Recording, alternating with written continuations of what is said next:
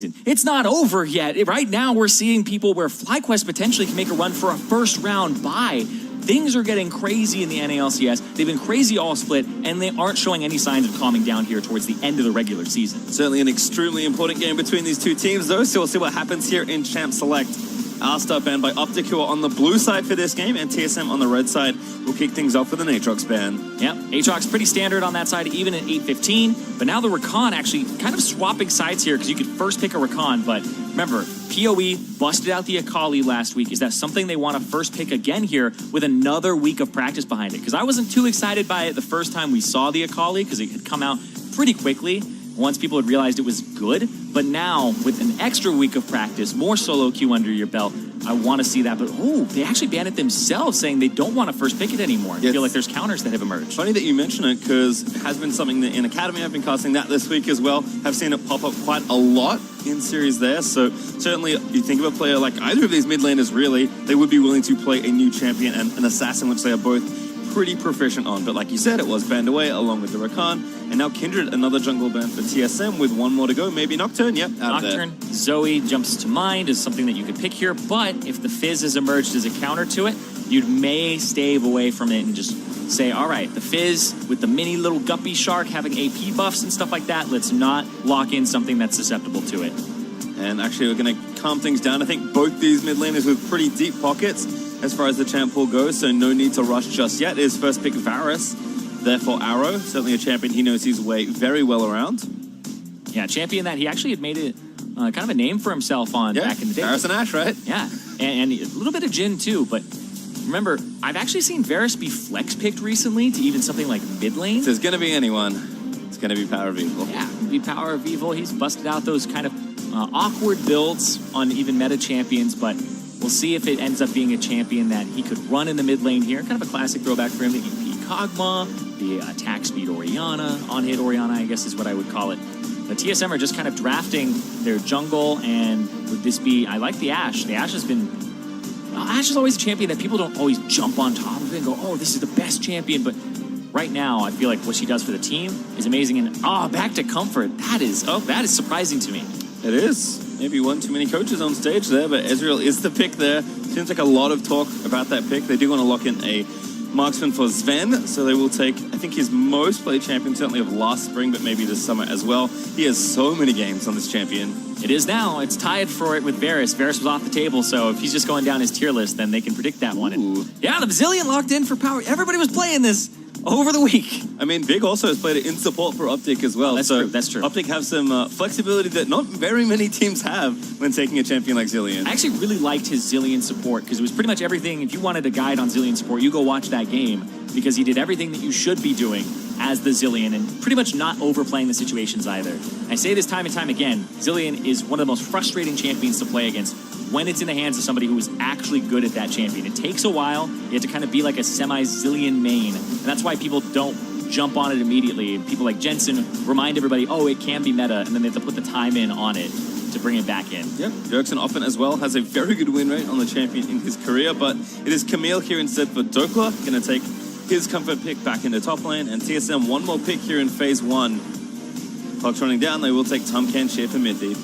All right, the Tahm Kench. So they basically just have, I would say, pretty neutral picks here. And a lot of that is because if you pick a mid laner here or a top laner, you really don't know what you're going against. We've seen Camille go into the jungle. We've seen the Varus actually be flex picked to mid in, I don't remember the match exactly, but it's very recent. And then we also have seen the Zilean go support here for Optic. So Optic is very ambiguous in exactly where these champions are going to go, and TSM is very set and standard here, but they just went with a very strong core.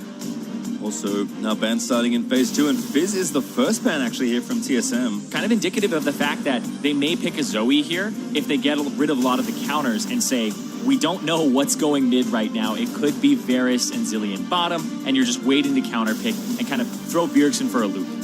LeBlanc also banned by Optic, so respecting some of Bjergsen's potential champions here as well.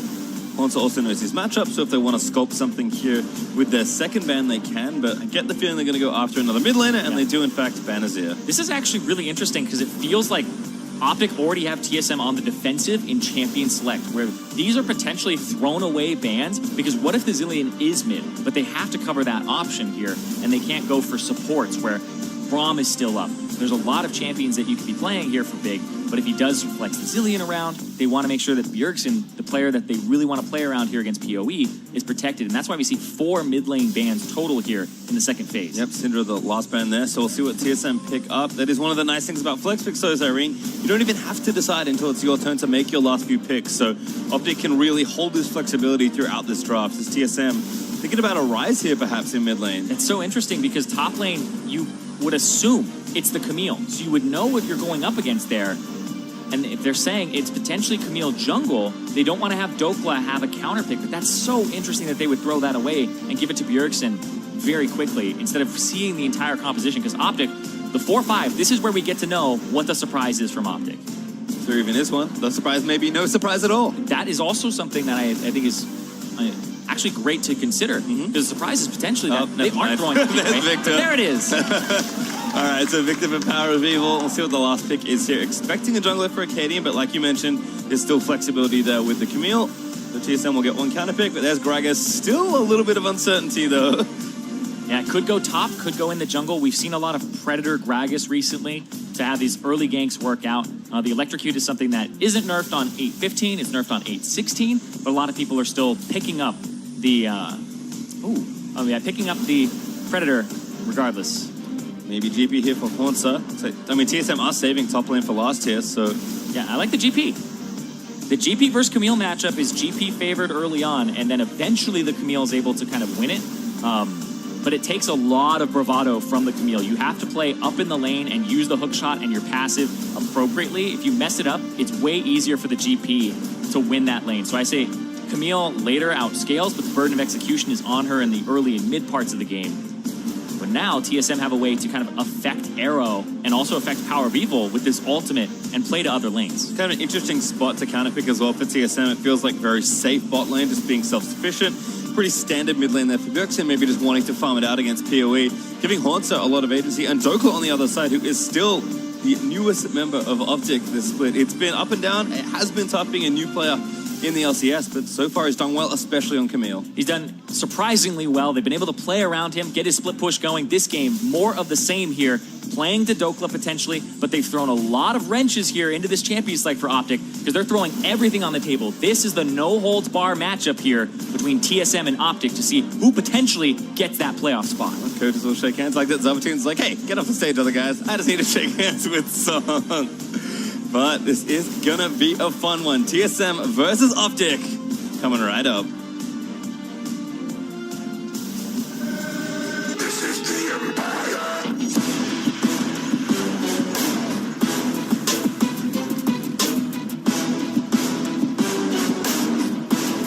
is the Empire.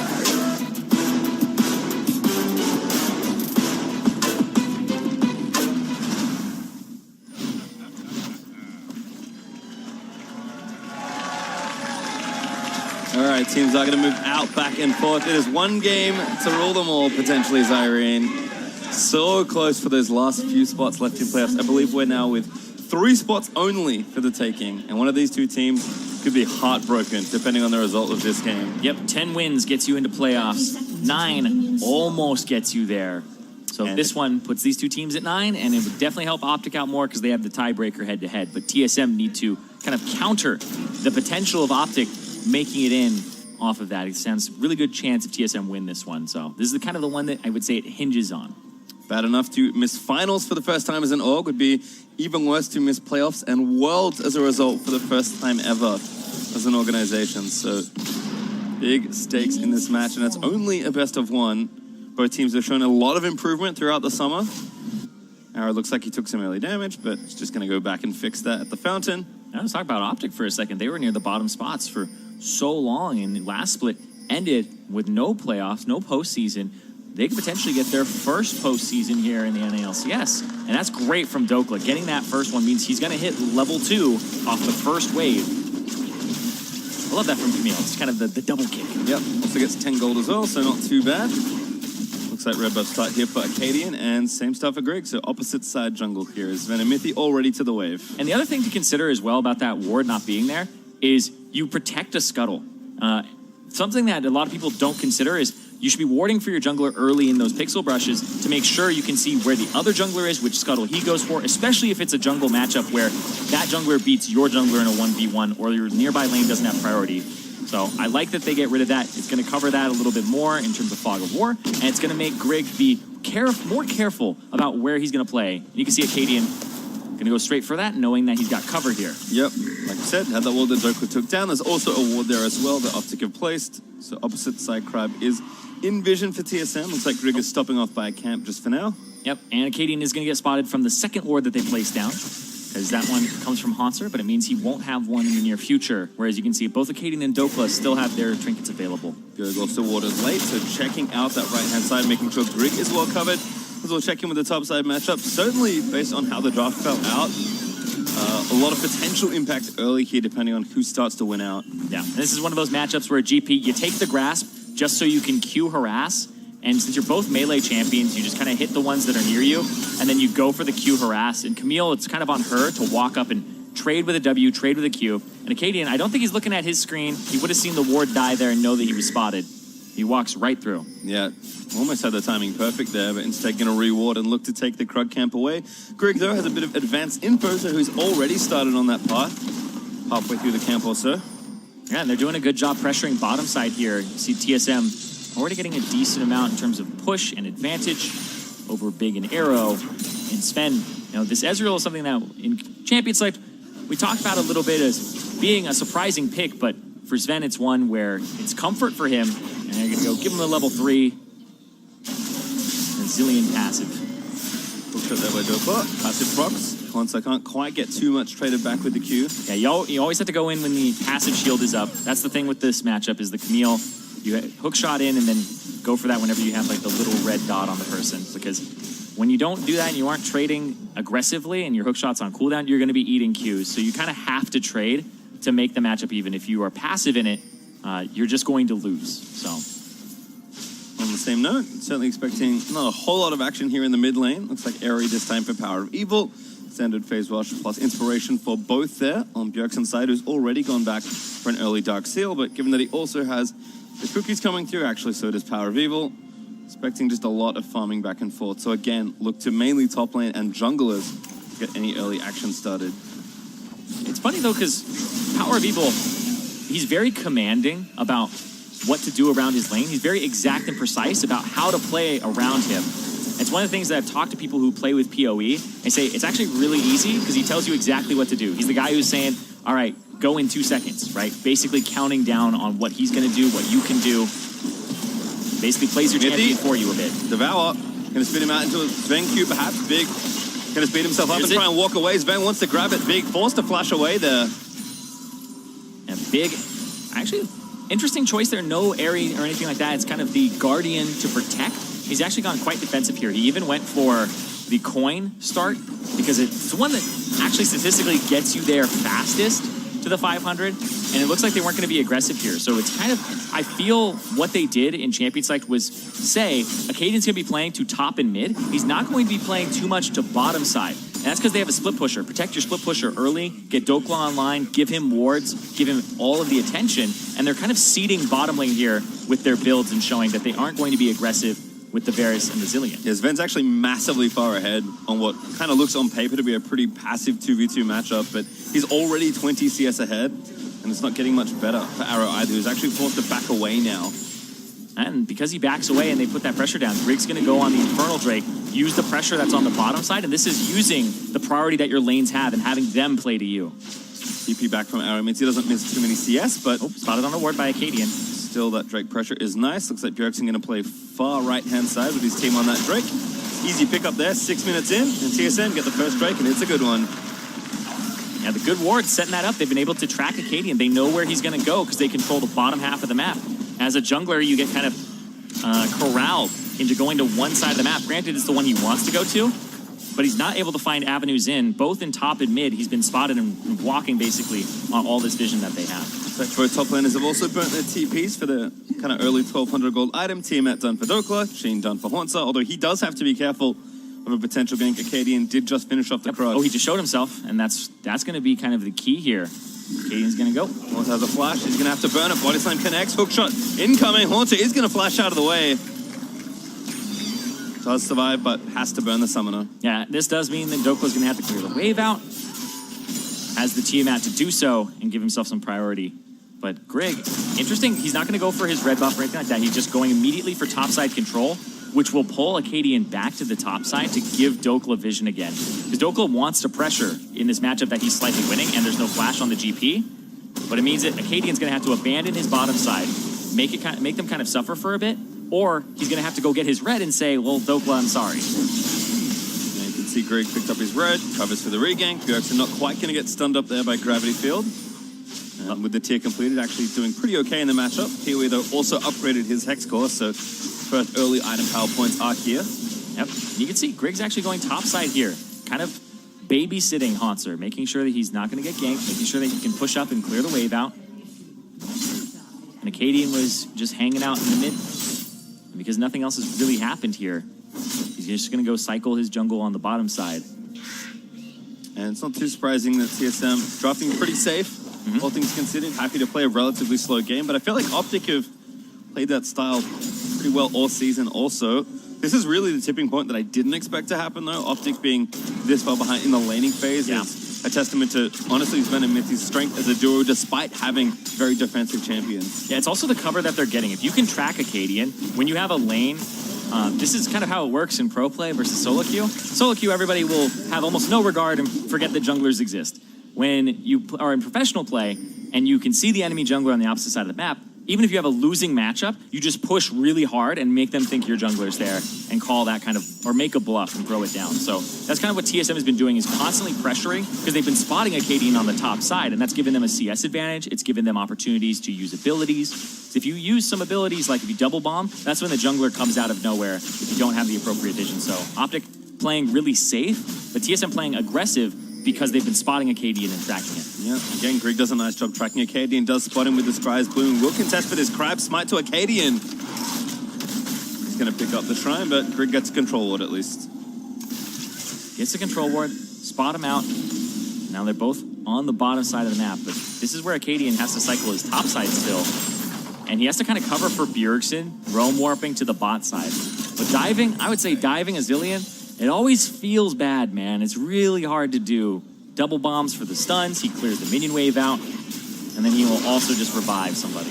Yep. Still, though, the pressure is holding up. 25 CS up now for Sven. He's closing in on 30 relatively quickly. Mithy going to try and clear out this ward. Looks like he's just going to disable it for the time being and just play forward and threaten. And then with the last few seconds of the sweeper left, make sure to complete it and clear it out. And again, Arrow and Big forced to play back under the turret. I mean, now the tower itself is starting to take damage. Just a little bit of chip damage here and there, but with the Sheen, that's definitely going to hurt from Sven. He got some good backs off, right? He got his tier, plus he got his Sheen, and now his boots have come in too. So he's actually pretty far ahead of Arrow in terms of items and what he's got in his inventory.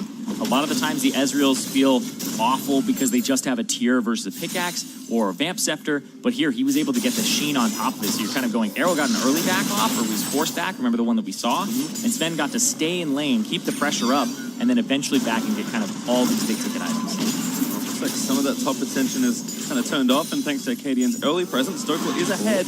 About 10 CS, no cancels on either recall. Yeah, he's just trying to clear the wave so that he threatens the turret, and the fact that it can stop people's backs if they decide not to. They can go, okay, we have to clear this mini wave. Because what he's doing is he's saying, you're going to lose 3, 4, 5, 6, 7 CS to this turret because you had to back right there. So you just lost 2, he's going to lose 3. Yeah, Eric's getting sped down there. Yeah, he has no teleport for a bit, so it was a really good play there from Sven just to kind of put pressure on him. And those are the things that are harder to appreciate. Takes his, relatively safe and free back as well, goes and gets Manamune. So Sven continuing to hold a good position here versus Berserker Greaves and Cutlass. Yeah, there for Arrow. A great way to look at it is Sven just kind of forced them to lose over 100 gold. A full minion wave there for Arrow to not pick up will make it so that he doesn't even hit these spikes at a reasonable time at all. Gives Mithy some time to kind of walk out and get some vision up as well. You can see him clearing this control ward. Sven's pretty self-sufficient right now. He doesn't really have to fear the damage that'll come out of Arrow. He does kind of have to fear if Big is there too, but at the same time, this Ezreal is very mobile, he can jump around, and that allows Mithy to make plays with Abyssal Voyage and kind of control vision because he's got his upgraded Sightstone item. He has the Eye of the Aspect, and has already gotten to that place where he can go down flash body slam. Oh, good flash from Bjergsen. Looks like Acadian either tried to sneak an auto in or Merc came up trumps there for Bjerg. Does get out of that potential gank. Well, was looking topside here as Doko is starting to eat some harass from the GP. But it makes sense. TSM feeling pretty safe and stable in the bot lane. Happy to transfer their power to the top side now and give Haunter a hand. Just slowing down the Tom Catch. That looks like it's pretty frustrating for Mithy, but we're still having a really good time here. And this is also a winning lane on the bot side, gives you that Dragon access. TSM has been one of the worst Dragon teams, first Drake teams, actually lowest percentage in the entire league. They got the first one, Infernal. They're about to get one that's also an Infernal on top of it as the second one here. And you're seeing Optic, they're kind of abandoning take care of Dokla strategy and saying we're just losing the map. We're losing mid, we're losing bottom. 40 CS up at 12 minutes, 13 minutes here for Sven. He's actually blasting this lane and he's almost got that turret. Yeah, looking to actually stay and get it here as well while Grig tries to cover for the Drake. Sven dancing around. Web's going to get clear, but here comes Grig and Bjergsen going to try and... Oh, he's stuck, he's stuck! And there's the stopwatch. Here comes Mithy, though. He's just going to make sure Acadian goes down. It's first blood over to Bjergsen. Make it the Drake and make it the bot turret. TSM collect a triple in the bot side. Man, Gragas, you gotta suck it in. Squeeze right by. Acadian gets caught out there because he doesn't have the flash from the previous play from Bjergsen. That's really well done there from Grig. And that's going to get them that second Infernal, like you said. Exactly what they need, exactly what TSM needs, because they have been lacking in early pressure in the second half of the split. Make it two. Grig is able to get the last tip. Actually, Mithy that grabs it. But again, Acadian, he kind of has to face check here. And unfortunately, this is the price you pay. Body slams so good.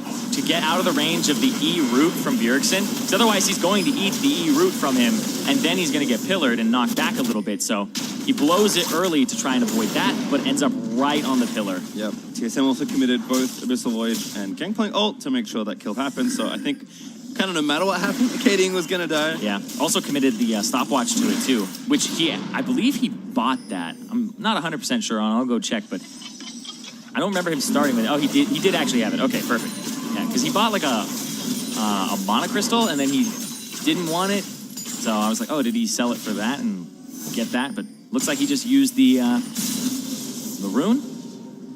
Unfortunately, it was not broken, so of course can't do that again. You actually get Zhonya's second a lot of the time now on the Gragas. The W has an AP ratio for how much reduced percentage damage you take, and with the lower cooldown and making it like a 1-point wonder, you don't really max it, so you rely on that AP ratio. So building AP actually makes Gragas tankier. Granted, not as tanky as before, but it means he gets to have early pressure. He can actually contribute to skirmishes with burst damage, and then he's also a little bit heftier than AP Gragas was before.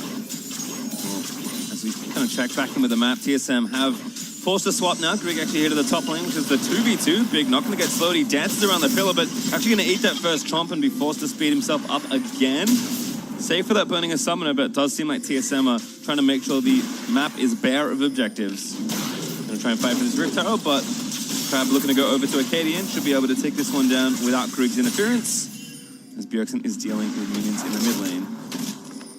Maybe not, actually. Grig just walks in, takes down the control ward. Now going to move through and sweep out the rest of the vision. Again, I mean, we talked about the bot lane giving TSM all this power and all this priority. They're doing the same thing. They've just moved themselves to the top lane. Yep, just swap it around. If you were slowly winning a matchup, you should just go ahead and put your winning matchup back in a lane that has a turret to knock down and get yourself that gold. And also kind of prevent the enemy from knocking down a turret in mismatched lanes. So Optic are opting into matching it and slowly losing this one, and they're gonna have to find a way to kind of break the pattern that was established by the early game, because it hasn't been a high kill game. There's only one kill in these 16 minutes, but it's 2 Drakes to TSM and this large CS advantage in both the bottom, and the mid is actually more even now. Yeah, I mean, Bjergsen just been farming. Haunter is behind in CS, but pretty close on gold. Yeah, GP general gangplank things. Yeah, GP, no kleptomancy, but still. You also have to kind of consider how much HP he's getting from the grasp, which should factor into kind of how much gold the GP is worth in combat stats, but completes the Trinity Force, and Acadian, there is Predator, and teleport immediately as a response. Yep, Sven coming in. He's like, all right, walk back towards the objective. Doesn't waste too much time, but doesn't want to make sure that he's covering for his mid laner. TSM in general are pretty liberal with their cooldowns. Yeah, right now, though, Hanser's on the bottom side. Dokla back in base. Just completed his Trinity Force himself, so he's in a good spot on the Camille. You really want those 2 items, and he kind of feels like a completely different champion. He doesn't have any boots, though, so he's going to be very slow in fights to actually catch up once he's used his hook shot.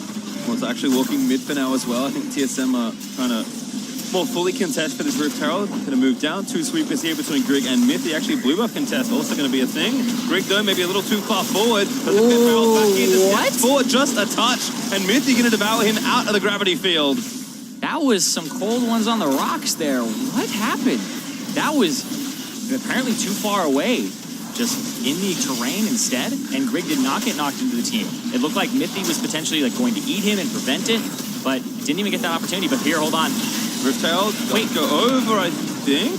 Yeah, Grig got it. All right. He's going to pick it up as well. GPL also going to continue the play. Big low, Acadian low as well. Big no ulti, but somebody's dead. It's Acadian that is going to fall to Sven. Yeah, Acadian, full on commit there, sold out for it, went for the flash, tried to smite it, didn't get it away, so they don't even get the Rift Herald, and he ends up dying on top of it. And PoE, he tried to use the ulti. He's got the perfect hex score. He's in a decent spot. He's been farming here versus Bjerg, but again, too much map pressure there from TSM, and Sven is so strong right now. Yeah, it's actually been a bit of jungle difference this game, but I would say it's mostly off the lanes. If you have a losing lane bot and mid, it's hard to play off of it. Right here, though, just goes in. Didn't walk backwards. Yeah, he was stunned during that time. It's just a little bit of an overshot there, just barely too. And so with the ultimate down, it's much harder to teamfight on this Gragas that's squishier. Use the ultimate on Mythy. Ultimate's going to go to the side here. And then Acadian goes for the body slam. Doesn't quite get the smite off at the right time. Gets it off a little bit early. And then that's the Zillion ultimate. Big is almost dead and has to run away. And then the flash from Acadian to try and get away. Does get the flash from Sven, but Sven does get the kill on top of it. Yeah, and again, Sven, Trinity Force done, Muramana transformed, and a Vampiric Scepter working in towards what I can only assume is a Blade of the Ruined King. So this is a very farmed Ezreal, not just accounting for his almost 50 CS lead in his own matchup, but Klepto's been picking up extra gold as well. That's more than 2k clear of Arrow. Yeah, 2,200 up right there. And then you look at all the other matchups. It's basically, he's the one who has the most gold in the entire game. 1,000 more than Bjergsen at this point. Being pressured right now because Mythy's not in the area, but that's a sweet spot for Ezreal. When you're ahead of the curve and you can ulti a minion wave and actually kill minions in it, not just chunk, but actually kill minions in it, that's the feels good. And still holding 1v3. Acadian roamed up as well. That's going to give TSM this Ocean Drake uncontested. As Van still checking brushes, trying to find some people. Acadian going to get spotted now by Mythy. Mythy wants to face check the brush. They will lose a turret here, but TSM kind of knew this was coming. Mythy actually trying to chase them away. Arrow looking to finish off the top outer turret. Should be a couple hits away. Does manage to destroy it. TSM are happy to take that loss. Yeah, they got the Ocean Drake. They kind of sacrificed the turret, but they had bought the opportunity to do that because they had already given up. Already gotten 2 turrets, sorry. And they are very close. If they keep this map control up and nothing goes wrong for TSM in the next few minutes, that's 3rd Infernal Drake potentially for them. Got another Herald as well. Sorry, still has the first Herald and the only one there for Griggs. So we'll see if he wants to use that to complete the outer ring and take down mid. Baron also up. Hello. Looks like Scott will grab first here though for TSM. And again, Sven is happy to move around, transfer his power throughout the rest of this map. I mean, he does so much damage right now. A lot of the times you're like, Ezreal, he's got the little baby pokes. It's like, this Ezreal actually chunks people at this point in the game with Qs, with ulti. Yep, Big actually taking a big chunk there from the True Shot Barrage. TSM stepping forward. Here's Acadian with a big Predator flank. Now Sven's going to chase him down. He actually is going to get this kill if Acadian doesn't leave, so he's forced to run away. Shelly also doing most of that turret's health, so just one more hit required there for TSM as Grig caught by the Chain of Corruption, but getting out of there. Power of Evil sped up by the Zillion, trying to play up and aggressive. But Haunter ready with the ulti. Wave's going to push back in for TSM. Mid turret is pretty tough to defend at this point. This feels like Optic may have to go into damage control mode, try to slow down when they can ever get a Baron. They might have to keep seeding objectives to TSM and rely on Dokla, the newest member of the squad, like you said, with the least experience out of everybody, to be the one to carry this game in a split push position, because it has been all silent on the southern front where they have those top laners now sitting down there. I'm going to hang out, clear this wave. Looks like Optic stayed around to fend off the potential counter push, but Bjergsen's actually splitting top. Haunter, of course, has been bot lane in his 1v1 for a while now. Greg going to take a visit down here just to maybe pressure Dokla out of the way, but he hookshots over the wall. Oh, here comes Mithy. Got any friends? Does have Sven with him. And Dokla just gets out of there. Yep. So that's good. He's pulling pressure, pulling people towards him, gets ultimates, gets people to kind of abandon that side, and then you get to replace wards on the top side and control that minion wave. So the fact that people go for you as a top laner, as a split pusher, and you can avoid it, you just buy your team time to shove waves, kind of stop the game from getting more and more out of control. Yeah, Optic trying to do what they can, though. Looking for Baron now that, of course, there is no Drake up for a number of minutes. Yeah, you basically get Baron control to either threaten doing a Baron, but also kind of force the enemy's hand and say, you guys have to group as 3 or 4, come over here, come into the Baron area, clear it all out, we have vision of it, just get control back and draw them there and force them to take more time to kind of go about the area. And that's TSM going to get all those outer turrets, and so they have a lot of map control at the moment. Yeah, tough to contest for objectives when you only have one turret taken and it is in the top lane. Will help with some of that Baron area vision, but TSM have a really good stronghold to just sit in, force the waves out, and again, continue to play around these objectives. Sven also coming back with that third item finished. Yeah, 3 items to 1 and a little bit of some halves. Like, the Zeal plus the pickaxe don't go into the same item. That's true. So he's got parts of 2 different items. One and a fraction of some kind. Pick your favorite. So it's a situation where, sure, you have 2 parts, they don't make a whole. It's like having 2 part-time jobs don't make a full-time job, right? No. That kind of thing. They don't go together. Feels like hard work, though, and I think that is where Arrow is right now. He's got to work really hard on this one. Down 70 CS at the moment. And remember, there's Infernals behind this Ezreal, too, who has a decent amount of damage. The Trinity Force, he's got 306 AD at 23 minutes. You jump over to Arrow's AD, Arrow is sitting at 200. He's got 150%. The enemy AD's AD. And that's, of course, without looking at the Rise and the Gangplank, which are still pushing the side lanes here for TSM. Dokla is a bright spot, certainly, for Optic, and there's been a lot of Optic split push games with Dokla's Camille. Power of Evil, though, taking matters into his own hands. They're going to try and take down Sven. Power of Evil going to flash forward. The Q is not quite enough to kill him. And now Power of Evil may be too far forward. Rinty is going to get thrown in the gravity field, but Power of Evil with his Zillionor is maybe going to live. He's going to be resurrected. The True Shot Barrage did grab him, but Haunter looking for a Baron combo, not quite enough to take down PoE. So TSM, they TP in, they try and get a counter kill. Yeah, but they don't get Bjergsen, though. Bjergsen is actually just on the side lane, just getting that turret slowly but surely. And it looks like a pause comes out here. I mean, it's incredibly tense between these 2 teams. This is playoffs pretty much on the line here. Looks like Power of Evil talking about something with one of the referees. We'll get you an update as soon as we have one. But I think he, a little upset he didn't get that kill. I wonder if he's thinking that maybe something went unintentionally awry. We'll have to find out in a moment. If something went intentionally awry, I would be like, what? But, something else to consider in that is Haunter potentially would have killed him, except the exhaust came out right before the barrel chain happened. So Big actually saved him pretty hardcore there. Yeah, we actually have a replay coming up of that last fight, so we can take a look at it again at the moment just before this pause. We'll pull that up for you when we have it. Here we go. All right. Get your bug eyes on what happened. All right. Hit some flashes. Okay. I don't know what to look at. That seems right to me. Power of Evil is going to get clipped here, but thankfully the ulti. Yeah. Watch this from Big. Watch Haunter set up the barrels. Big goes, no, exhausts him. And that's what allows Power of Evil to actually live. Nice stuff there. And like you said, Bjergsen's still applying that pressure. As you can see, people are checking out, I'm sure, whatever Power of Evil cam's happening. I wonder if this ends up being something where it's an issue and it's like, you got to chrono break this. It's like, where do you chrono break it? The middle of the chase. Just like, yeah, Sven, we set the scene. You're running away for your life. You're about 1/3 HP. PoE is right behind you. What do you do? It's like, unpause. Maybe. We'll find out in just a moment, but you can see that based on the pause graphic, TSM still with a very healthy lead. I mean, Sven is a good kill for them to get. Exactly. But given the general low kill score of this game, I mean, actually just look back, it's only 2-0 down there in the kills, but TSM's overall goal lead, just a lot of really solid farming, GP and Klepto, helping there for the Ezreal. And again, just taking those objectives. Optic have only gotten a single tower as their objective of the game. Yeah, that one turret, they haven't gotten the Rift Herald. That's been 4 neutral objectives taken for TSM, and those 3 outer turrets. So they're basically, if you want to count them all up, 7-1 in terms of objectives. And TSM have not been an objective-focused team. Grig has been pulled around over and over again in terms of which lane he's going to play to. They were lowest in pretty much Rift Herald percentages. They were really low in terms of first Drake. I think they were last in the league. But he's been able to kind of play to the bottom side when they have pressure. And when Optic wants to play to top, and just reverse the map, reverse the pressure. And it's been, so far, it's worked wonders for them. Low kill game also means less chance of a comeback from your enemies because there's no shutdown goal. There's nobody running around with 900 gold in their pocket because they have like 7 kills, right?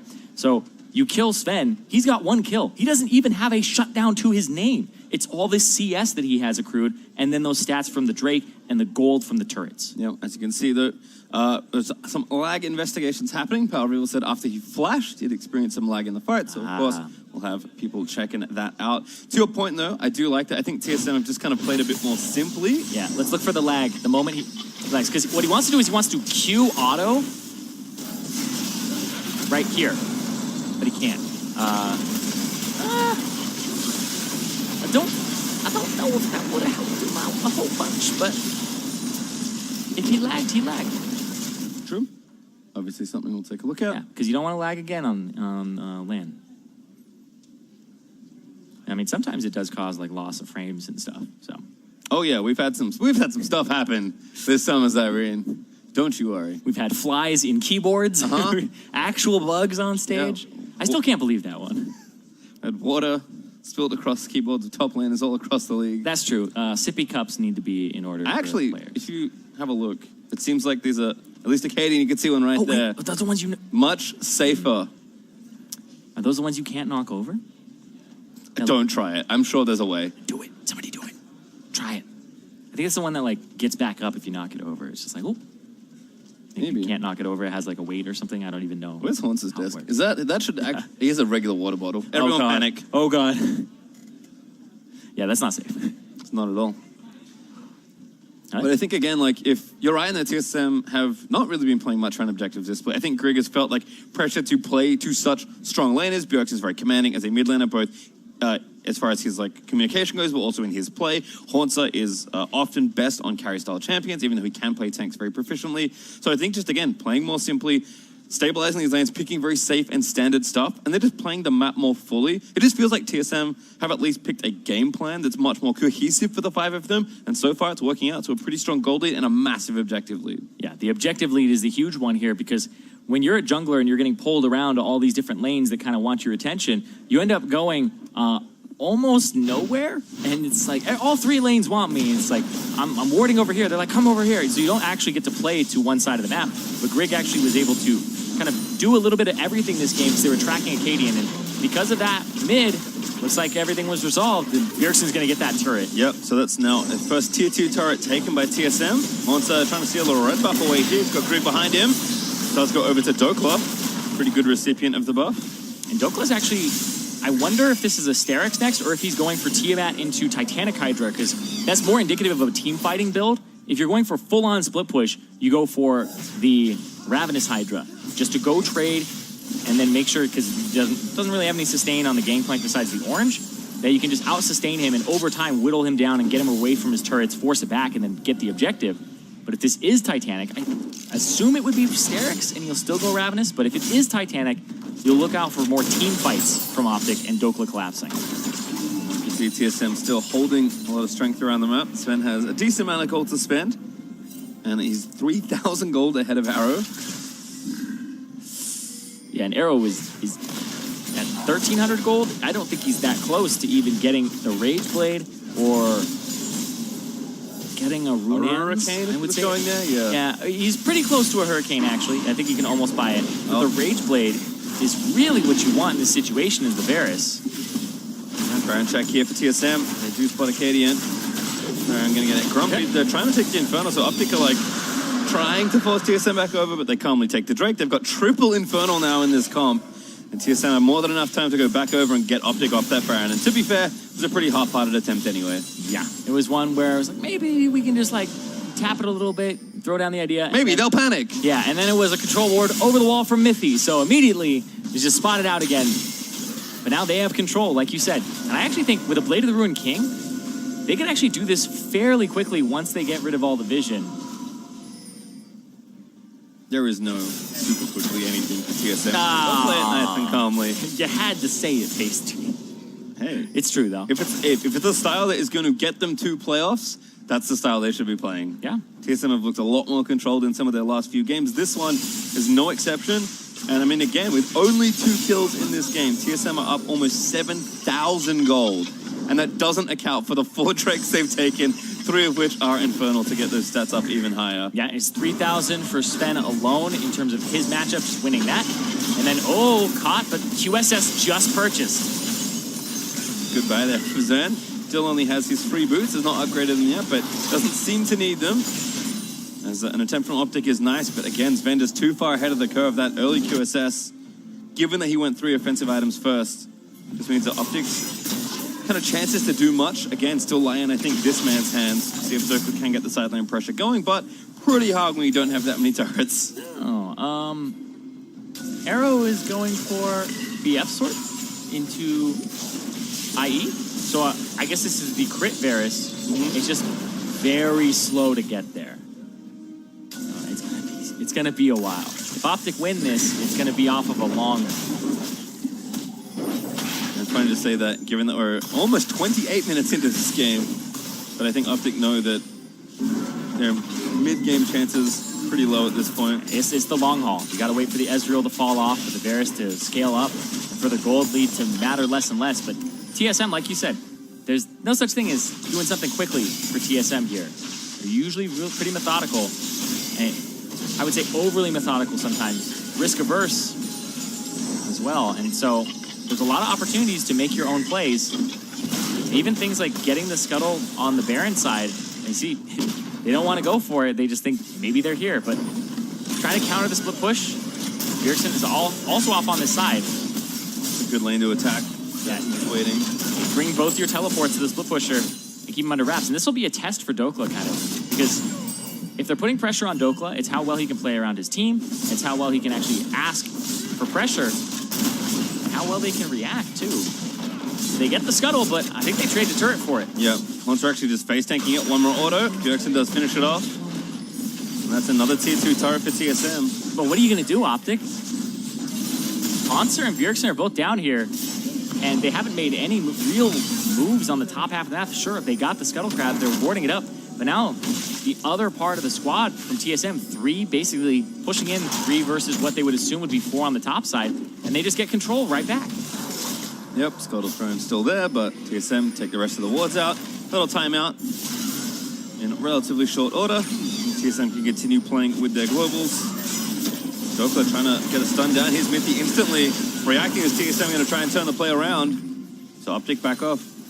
It's good to get the Banshee's Veil. It looked like what he wanted to do is you want to do the W a little sooner, so you can actually get the Banshee's Veil off and then hit them with the stun at the same time. So if you time it just right, you can remove a Banshee's Veil and get your stun. Fortunately for Dokla, no stun landing, and of course plenty of support. I mean, between GP, Ryzolt, and time control, it's pretty tough for Optic to do anything without TSM showing up. Yeah, it's interesting because TSM have so many semi-globals or globals. 3 teleports. 3 teleports, 4 champions that have ways to affect side lanes, whether it's using an ultimate like the Ezreal or the GP, and then also having a mobility ultimate like the Ryze or the Tahm Kench. So 4 champions there, 3 teleports. I feel like Dokla doesn't get to play the 1v1s anymore. And that's what Camille wants, but like you said, tough to do that here. Optic, I think, just trying something. They'll stop Baron pretty aggressively, but Mithy again, back with a control ward handy, and Optic away. Yeah, basically, I guess every time they started up, they taxed Mithy 75 gold. That's about it. But we're looking at TSM just building and building on their advantage. We're pretty close to almost 10,000 up for them. They're about to press that 9,000 mark. And this has been a slow one for them, but it's been good in terms of the control for TSM. Gotta get that ward though. Greg does find it. Be able to get it on Trundle. Ben there as well with another auto in case he needed it. TSM, again, is doing this the easy way. Do have one ward still just left of the pit. Haunter potentially looking for an ultimate here onto Arrow and PoE to start things off. There's one of the speed ups from Zillion. Bjergsen also pressuring top lane as well, so TSM just covering. Don't need to rush from mid-trio just yet. Here comes Mithy. Going top lane. Yep. Again, trying to take down turrets. Doku is here. Once again, now in a 1v3. And that's the rotation there. Speeding up PoE to try and get him in a little sooner. It's just damage control here. Predator. Acadia might be able to do something here. Does even get the Banshees, unfortunately for him, and Speed Trying went to TSM. So now they're going to start Baron.